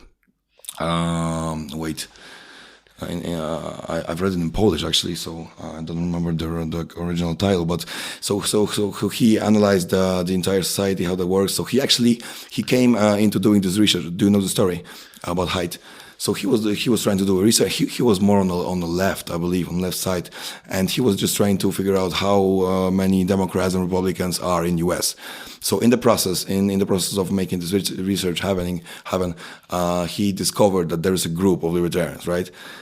We believe that there's roughly like 20% of people like us. So that's one every fifth. That is not bad. We can still do, right? Like that's why we need some kind of a free city for us. Well, I mean, do you think the ideas, liberty-minded ideas, are? I mean, do you think 20% is a good number, or do you think it's going to go more, or what? My pitch to them is like, I believe that 95% of people are libertarians, because look, even if you are let's say so-called bad guy, and you want to take freedom away from other people, you still need your freedom to be able to do that. So for your own selfish reasons, like you need that freedom, and I will give it. I'll give it to you. Here's your freedom. Go ahead and go. So I believe that on this deepest level, most basic level, right? On those live and live principles. Like who would not agree with live and let live principle, right? So it's all about the definitions. Like trying to look. 80% of the people are followers in general in the society, right? Let's say. So hey, like there's a small minority, and if the minority is well organized, active, vocal, like running campaigns and stuff, like they are turning into a political party and taking over the entire country of like 50 million or like 300 million or 350 million, like US.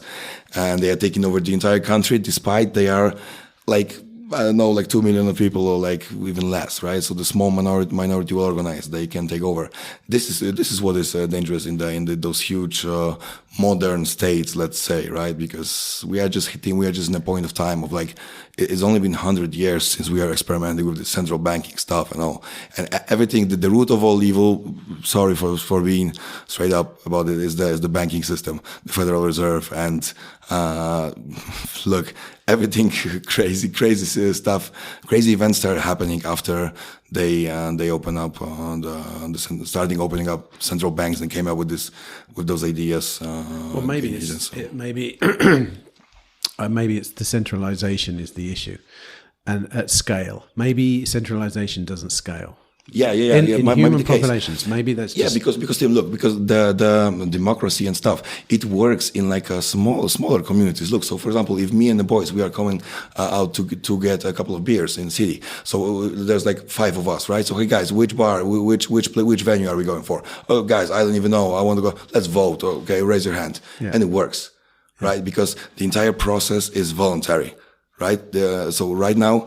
The state that I'm in, like I didn't sign up for that. Where's my social contract? I don't see that. Like I didn't sign up. So this is the issue I have, right? Of like look, I'm calling myself ANCAP these days, but I prefer honestly the word voluntarist. Being a voluntarist, being called like that. I think I do as well. Actually, I think from speaking to people on this podcast, I think I've decided that is the best term to describe myself. Because it's more difficult to misunderstand the word voluntarist. If you say libertarian, I think my left-wing friends think you're a Nazi. My right-wing friends think you're a lefty. Hippie from 60s, yeah. And my libertarian friends don't know what I am because when you say the word libertarian, it does. You've got people, like I say, you've got. It's a spectrum, libertarianism. Yeah, there are schools within it. Whereas voluntarism is like, okay, so you hope everything is a voluntary act. And that's kind of the essence of it, isn't it? Right, pretty much. Yeah, and that's cool. I like that. That seems to fit the non-aggression policy, even if I'm aggressing on you. You're taking away my voluntarism in a way because I now have to engage in this thing, but then again, the aggression is voluntary, isn't it? It is, yeah.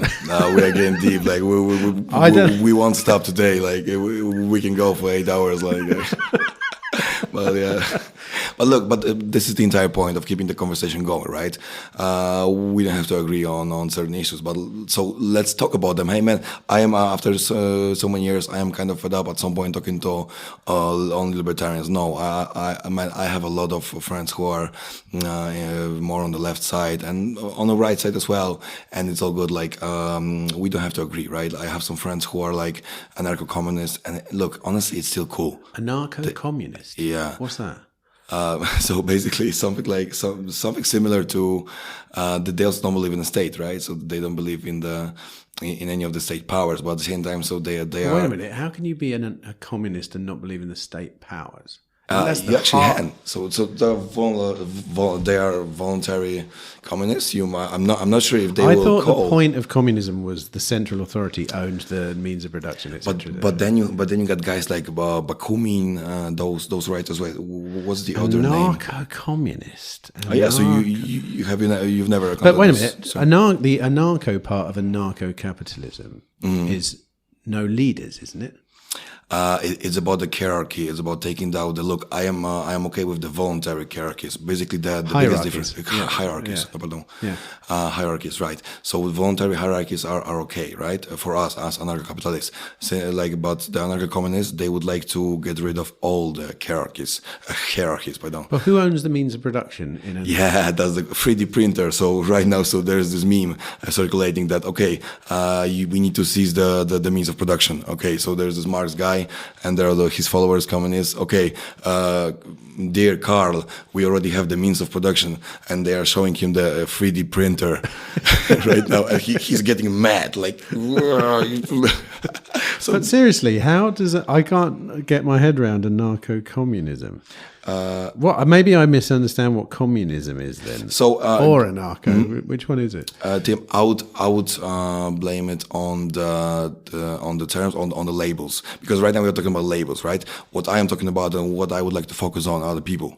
So basically, look, it doesn't matter if you're a libertarian, if you're like a leftist, right-wing walk, whatever. As long as I feel comfortable with you and I can feel that you are a good human, good spirit, whatever. Like I'm fine with whatever label you would like to use. Honestly, I don't care. Look, mostly you can win the conversation arguments by asking one simple question. Tim, always, like it's like 80%, not always, 80% of the times. What do you mean by that? So like the people like, okay, I'm a communist, I'm a capitalist. Okay, for like, I would like to know about your ideas. I'm kind of interested. Like, what do you mean by that? And people will either get mad, like, how can you ask? It's obvious. You have to be that. Or they will try to explain to you, right? Just like, hey, here are those ideas that I believe in, and I believe that those ideas will be best for if they get adopted by the biggest amount of people in the world, we can live that way and stuff. So, I probably believe in people too much, but this is the only thing we have in this world, like to believe in everything that we own, that we have, comes from other people. Right? Basically, look, we are not able to produce any stuff that is here in this room besides the podcast. I saw a great stat actually in one of the films at the Bitcoin Film Festival yesterday that every person is basically employing 600 people in their lives, essentially. Oh. So every one of us has 600 people working for us at any one moment. Oh, that's a good stat. It is interesting, isn't it? Because I don't know whether it's true or not, but it was, I forget which film it was. I think it was in the Satoshi Mystery or something like that. Right. I don't know. But it's true. It's the old pencil analogy, isn't it? That no one person can make a pencil. My daughter would probably disagree with you there. She made one out of charcoal. but yeah, like, okay, so anarcho-communism. I'm going to look that one up after this. Do you know what? I think I'm going to knock it on the head now. That's 1 hour 20 minutes. Oh man, it's like it was lovely to have this conversation with you, Tim. Like we kind of forgot about me. That was me who forgot about the entire world. So, but wait a minute. All right, then let's just do a little bit of. Tell me what you know about free cities, and tell me what you think of the free city idea. Okay, look, so what I know about the free city in general, or like free cities as you foundation, right? Yes, you guys, what you guys are doing. Okay, so you have this kind of parent company that runs the foundation, and in the foundation, you guys are trying to promote the real life solutions that you and your networks are trying to come up with to basically build the free cities. There are many different. This is the broad term, right, for all sorts of different. So you guys are meeting once in a year to kind of summarize the entire year of work progress and stuff. And basically, you're trying to just trying to come up with a independent entities somewhere in the world, somewhere in Africa or in Latin America, and or in Europe. Have them in Europe. Yeah. It's a spectrum, though. Like you say, you have intentional communities, and then you have things like Prospera in Honduras, which is really an economic zone. Right. You know. But yeah. Yeah. So look, I've seen a couple of talks from the last year conference that you guys. Unfortunately, I couldn't attend it, but hopefully it will be me who will be at your conference later on this year. So so we can. Did you speak at this conference? Yes, I did. What did you talk about? Oh man, crazy stuff, hip hop music. So I talked. Wait a minute. What was the title of your speech? The title of my speech that was in Polish, but I will have the English version later on in Madrid. The culture as a way of influencing society, people's minds, stuff like that. So yes, I was talking about those areas where the hip hop culture. The entire, in a broad sense, is very similar, very close to what we as freedom lovers, libertarian people are doing. And there's actually a lot of areas that overlaps. Like, so that's a real thing. Well, come on. First of all, what's the name of your hip hop band? Oh man, that's also in Polish. You can Google me as Młody Bandziorek. You're never going to make it in the West. Yeah. I am perfectly aware of that, and I'm perfectly fine with that. But like, what are you? Lit Boys. I used to have this band called Lit Boys. So that was an English band. So I also rap in English a bit. So the Lit Boys with a B and a W. OIZ. You can Google that on YouTube. Right. So tell me why hip hop culture is in alignment with libertarian culture, or loosely speaking, or whatever. Yeah, look. So being the anti-establishment movement, being so deeply rooted in history, I know that for hip hop this is problematic. This is what I told, because they were rooted in black nationalism, Pan-Africanism, like socialism, like a lot. This all of those sorts of influences. But freedom of speech, this is the number one thing that I so even if you have the most hardcore communist rappers supporting Bernie Sanders and stuff, they will still stand up for freedom of speech. Of course, we all need that. We need freedom of speech, right? There's more to that. There's make money attitude, right? That comes back from the 80s when hip hop started, where it was all about just the motto, the slogan of hip hop is peace, love, unity, and having fun. So this is what I asked the audience, guys, do you see something that's not libertarian here? Because I don't. So yeah, and like once again, most of the artists, the people who work in the culture, they do not want to have any affiliation with any sort of political figures, any politicians, no political parties, nothing. So then this is where I come in. And we are trying to make a good PR for that, because this is not political. The stuff that we are promoting, ideas, are not political. They're like meta political, you might say, on another level. So there are certain inclinations, political inclinations that those ideas have, but still, like, once again, I don't vote and stuff. So that's why we need to let those people, make them understand it, that we are not just another political party offer that will get corrupted as soon as we get elected to the office, as soon as we'll immediately just employ all of our friends and just do this nepotism and just getting bribes and stuff left and right. No, I don't really care. That's the point. So go on. Yeah, so there's more to it. Hopefully, I will be in at the Libertarian National World Conference in Madrid in August 16-19. We are there doing this presentation. So yeah, this is a fun topic, because look, like people come to the Libertarian event after all those years, they all know that the free market is good, and the Austrian School of Economics is really okay, and even the Chicago School is really okay. So they want to hear something new, some fresh perspective, right? Do you rap about Mises and Hayek and stuff? Oh man, yeah, I've mentioned those guys a lot. Really? Like, yeah, just like casually, right? In the actual in the songs. Yeah. Look, so but I'm not trying to. Give me wait a minute. It's not going to translate well, but give me a 2 lines of a rap that include the word Mises. Okay, so that was probably in Polish. Say it in Polish first, and then. Yeah, so look, so I'm just casually so this is the entire point. I am not trying to be like, look, I respect my artist persona, so I am not just like a banner for libertarians, so they can okay, so here's our libertarian rapper and he will rap about libertarians. No, screw you guys. I do my stuff. When I want to mention Mises, I will do that. And yeah, that's I even have.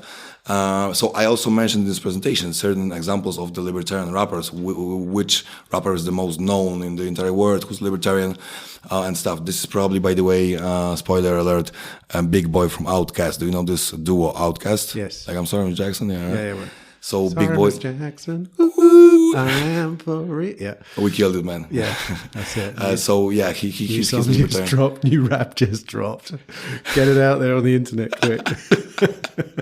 Man, hopefully we have people that will loop it and that will turn it into the. Yeah, it's going to be massive, man. Cover. It's going to be huge. And man, this is how memes are born, right? So. Yeah.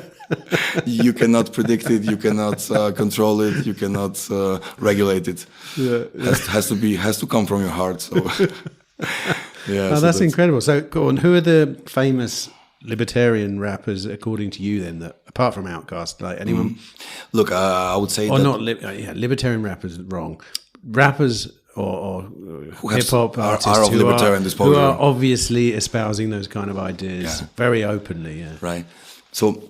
For sure, that would be Array the Rugged Man. So he explicitly mentions the libertarian issues on his Facebook. But there's more to that. Look, these days, Tim, we even have our own like a proper libertarian artist. So the thing, there is this band called Backwards.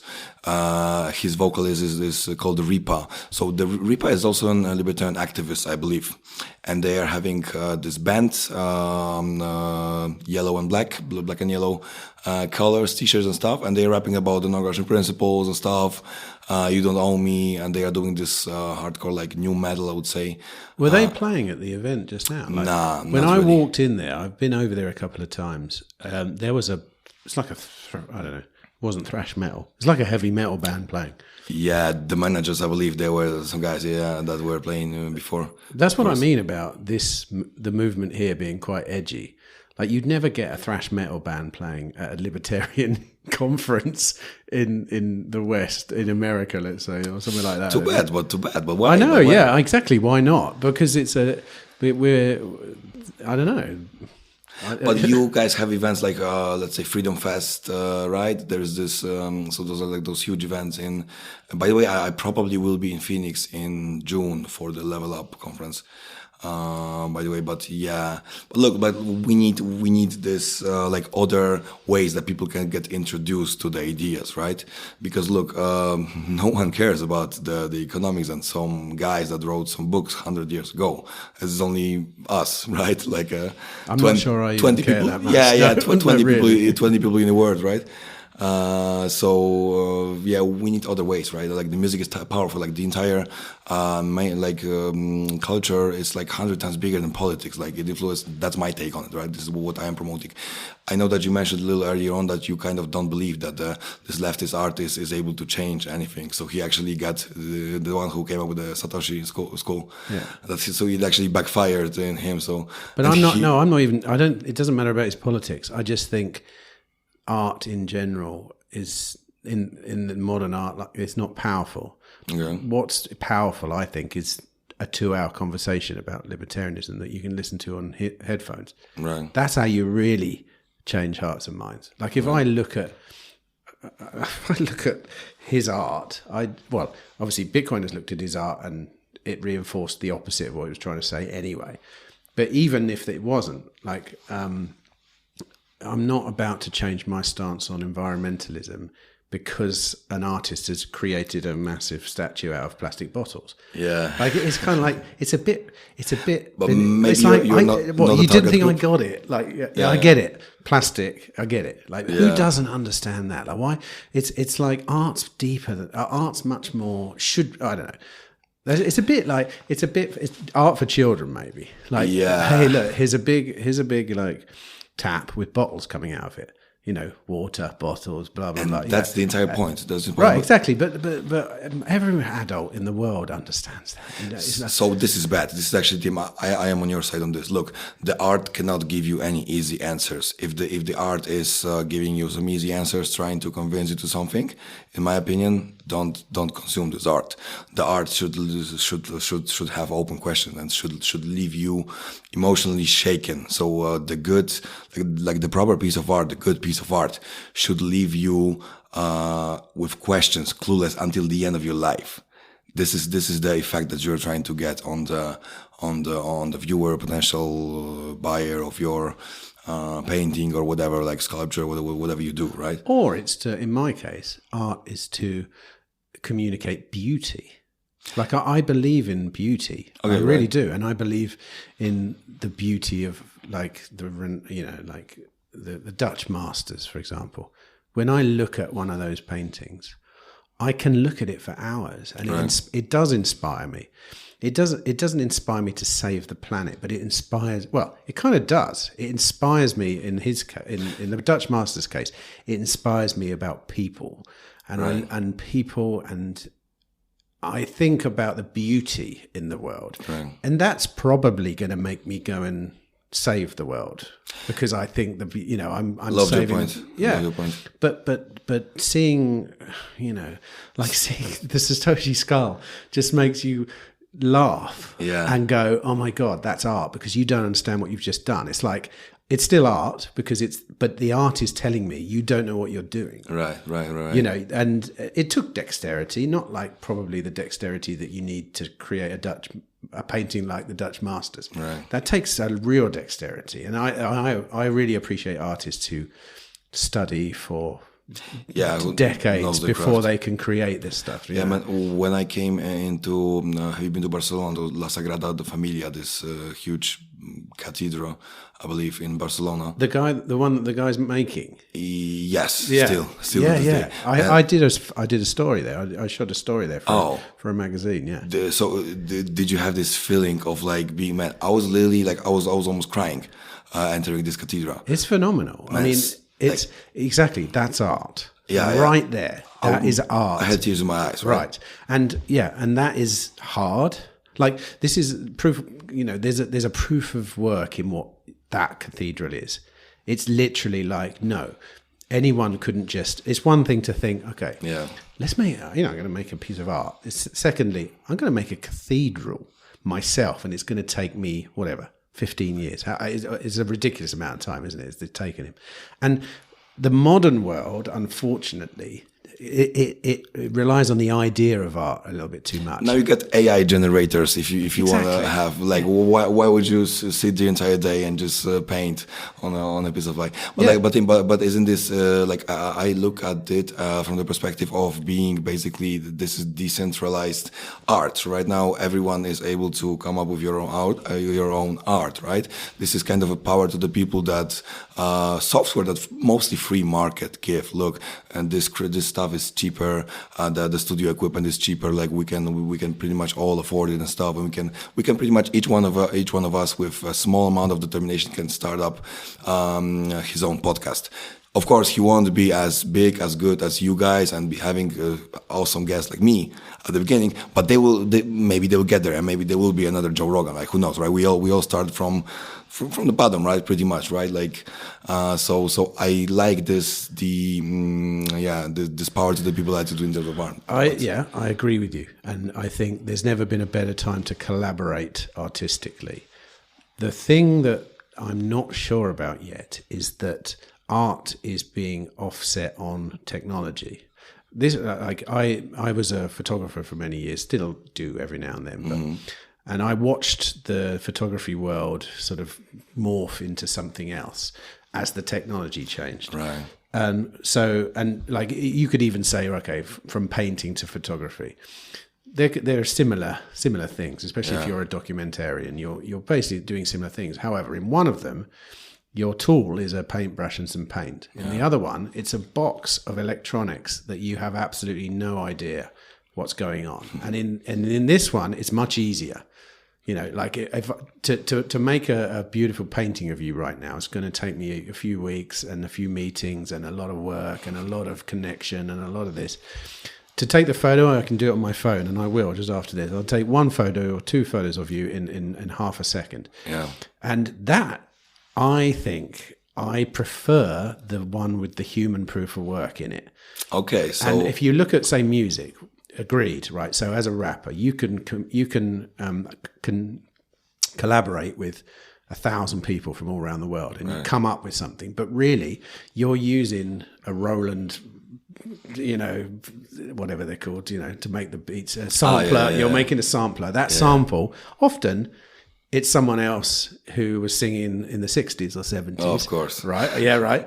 But you're proof of work? Like, did you get up on a stage in the 60s and you're sat at a computer pressing a few buttons? So there's less human input there. And now we're getting AI. It's like, Jesus, we're losing everything. And I've already noticed AI art. I'm bored of it already. Right, yeah. I'm totally, it's taken like 2 weeks for me to go, oh God, another bit of AI art. Yeah, it's phenomenal to look at, but I wouldn't be looking at it. I'd be looking at it if a person painted that over a 6-month period.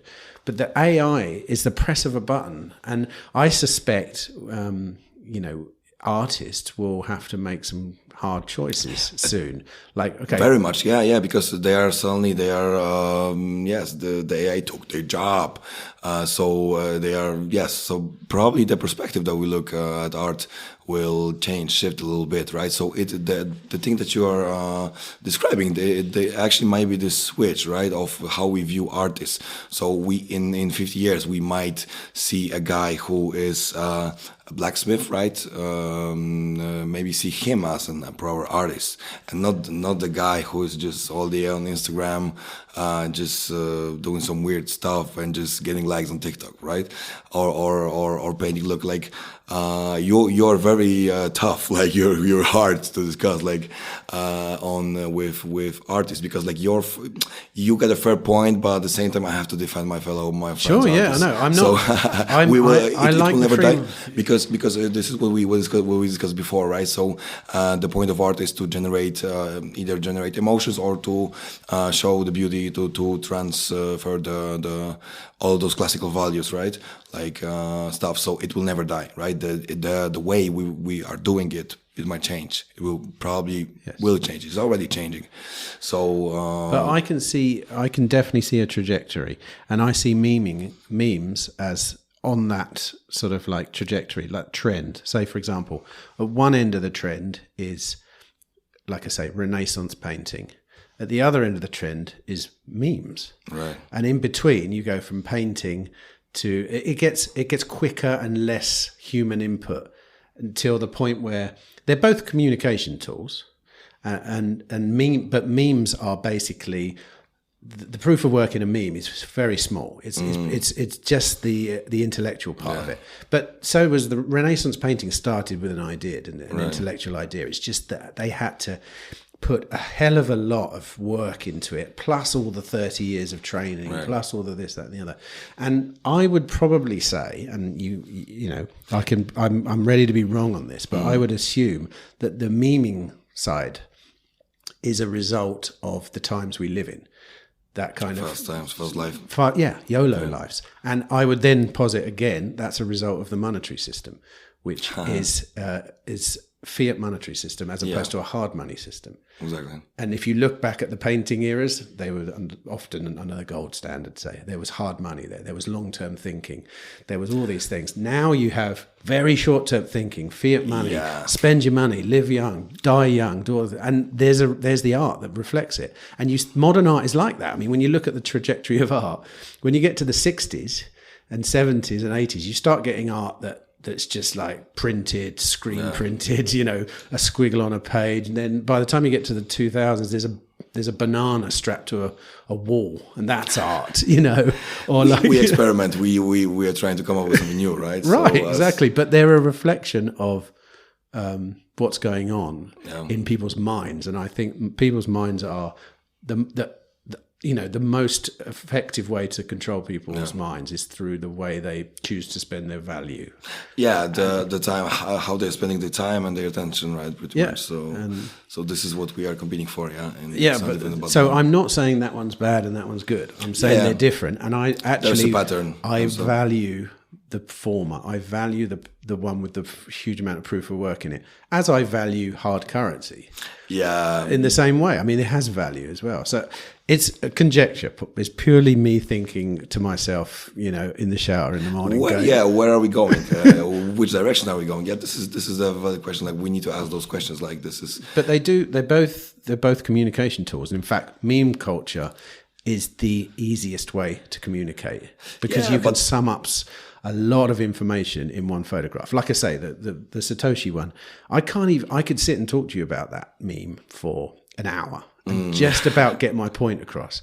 Whereas if I look at it, I just understand it all in one go. I'm kind of like, oh my God, it's so beautiful. It's so perfect. Exactly. You know? Maybe we are not maybe we are not the best target group for modern art, right? Maybe we should, maybe we don't understand it or whatever. Like I don't know. I don't even know. No, like, I agree. I very much agree with you. But like this the meme will live for like 3-4 days, like a week, right? A meme, very good meme will live for like the top notch memes will live forever because they are turning into templates. So people are using them to for creating spin-offs, and actually.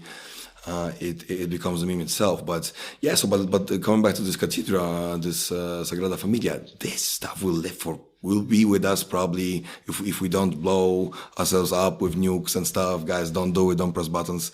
It will probably be there for quite some time, right? I'm not sure about how they will be there. I hope it will be there forever for the future generations to be seen, right?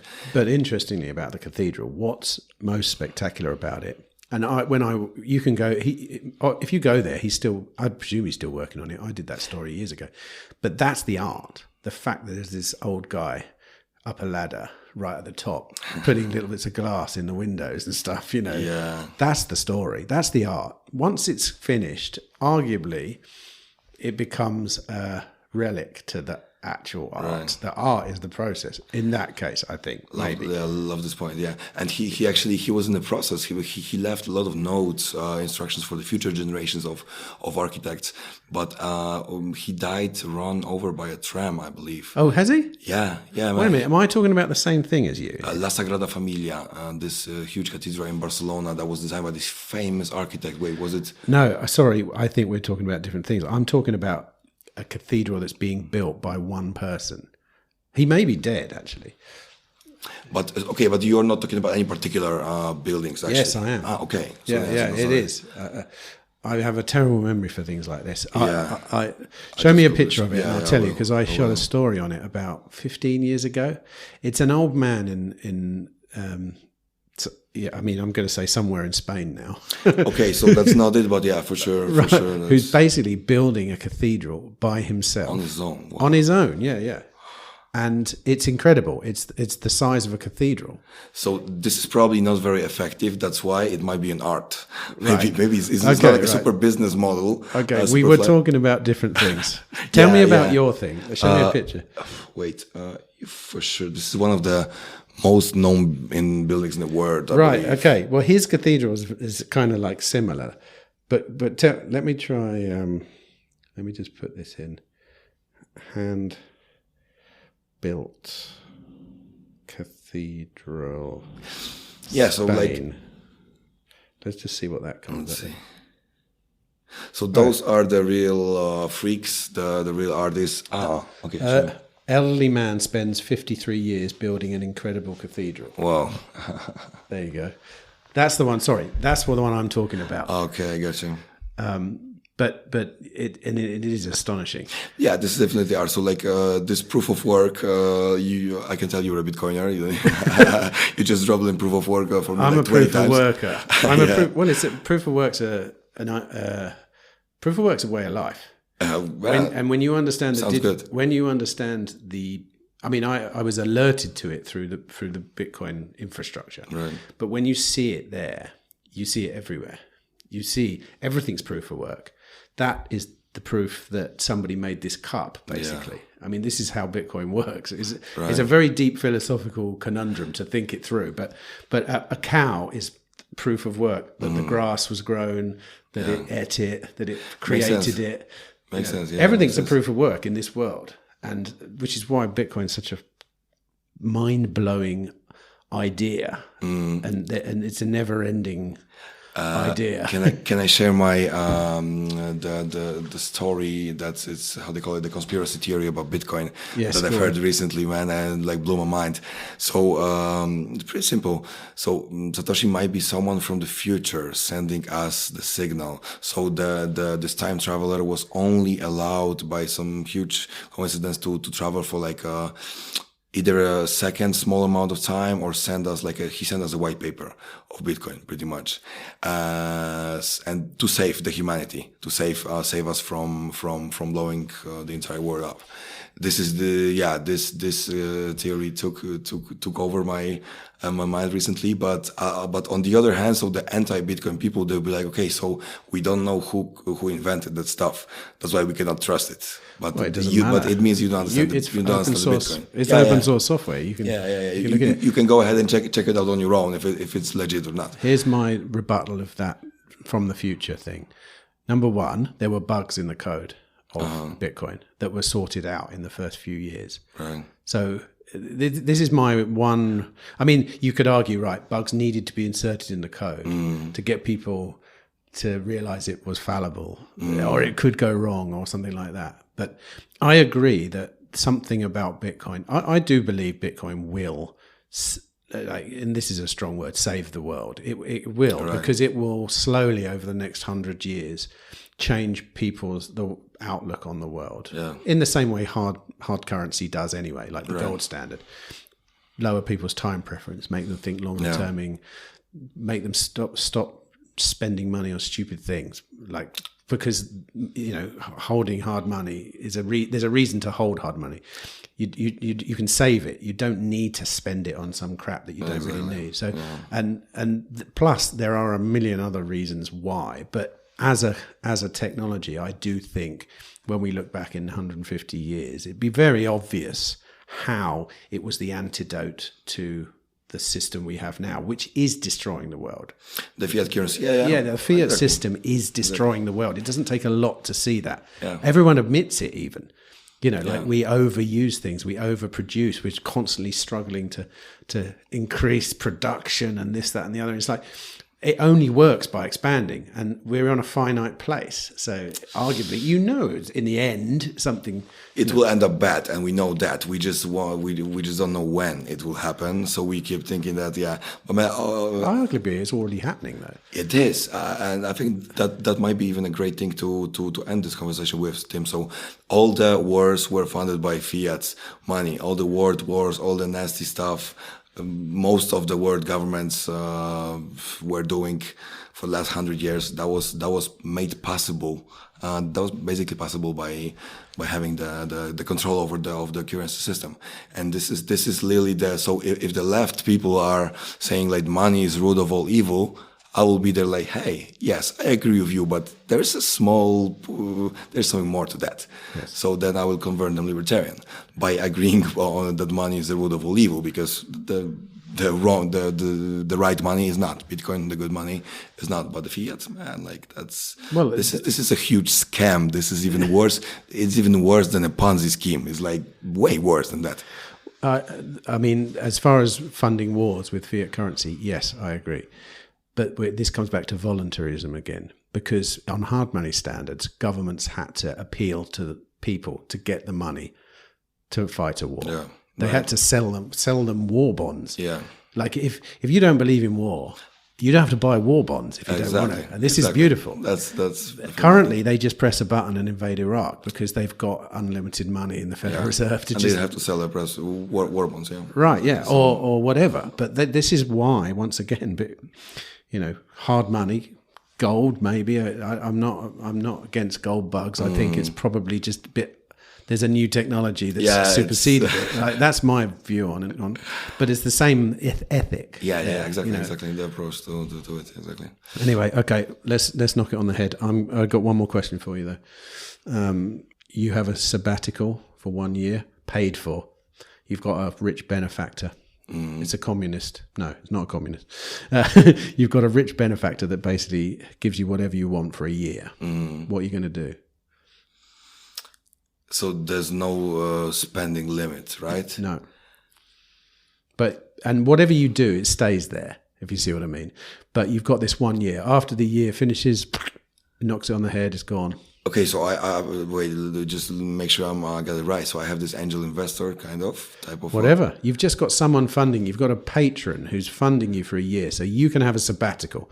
You don't have to have a sabbatical. You could just make rap music for the rest of the year, or you could do whatever. You could travel. You could go and sit on a beach. You could build a hospital. If I have unlimited money from him, yes, I will be traveling the world every week. I will be on different libertarian conference and just founding all the libertarian Bitcoin initiatives. The third sector, basically. I will fuel up the third sector. So what you're doing right now already, then? Yeah. Fair enough. No, that's the correct answer. There is no right or wrong answer, obviously. Yeah. I love the question, by the way. But to be honest, I think I agree with you there as well. I'd be doing more of what I'm doing now, basically. Yeah, pretty much. Great. Okay, Sebastian, thanks for an interesting conversation. Kind of chaotic, kind of messy. After, sorry for me, I'm after 5 days of the biggest Polish libertarian conference. Yes. So yeah, we had some good time, but we've made a lot of connections and stuff. So yeah, it's been a good conversation. A huge thanks for inviting me here. It's a pleasure and honor to be here, guys. And I've listened to some of your podcasts before, so I was super happy to actually be here. So well, it's good having you. And thanks for talking. Thanks so much.